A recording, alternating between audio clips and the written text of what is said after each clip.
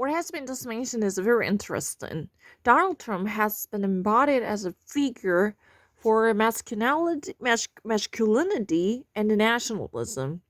It's very interesting. Right now, 50 Cent and Ice Cube, they all come out to criticize Joe Biden for being weak. And this black columnist also presents a very unique voice, somehow rarefied amongst the black community, saying that President Donald Trump had a history of favoring black communities by reforming the criminal justice system.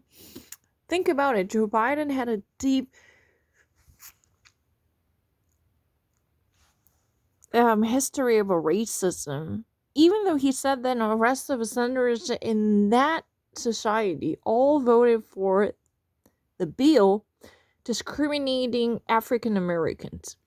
That bill was like this: the crack cocaine, no matter how small portion that might be, if you're ever actually be busted, if you're ever going to be busted for trafficking or even carrying crack cocaine, there would be much aggravated punishment, which would disfavor African Americans.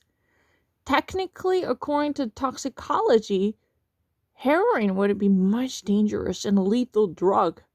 However, there had been a greater punishment as a consequential event, which should have been undertaken by black kids and youngsters because they are the discriminated pariahs in the legal system. That was what this law was about.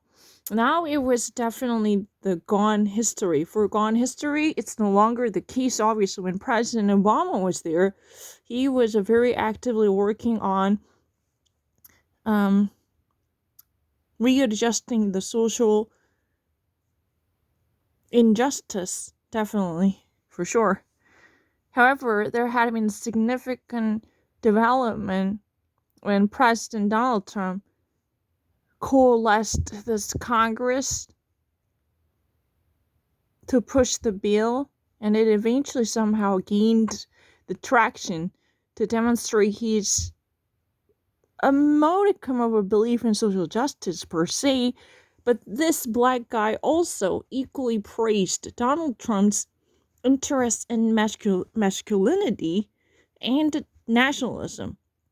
There had been a certain toxic culture disfavoring any person who might advocate man being a man or taking things like a man. What's really the problem? And what is wrong with me actually being a person who embodies in a very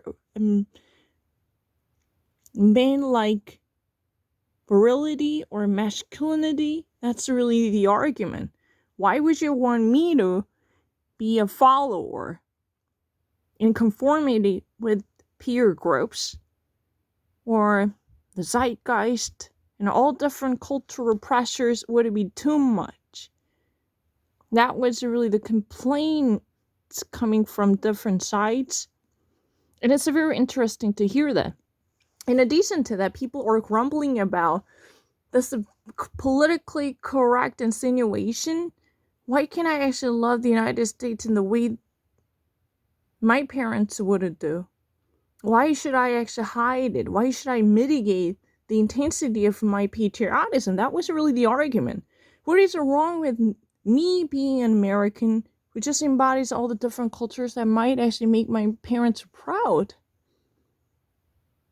So Donald Trump, according to their perspective, was seen and portrayed as an icon who truly let people walk the walk and talk the talk in a way they like to do. You don't really need to shield your identity. Just simply want it to be politically correct and sound and reasonable because you're afraid of a fallout or backfire that might eventually come back to haunt your life in this day and age of social networks. No, come out. You just actually enjoy your life to its fullest.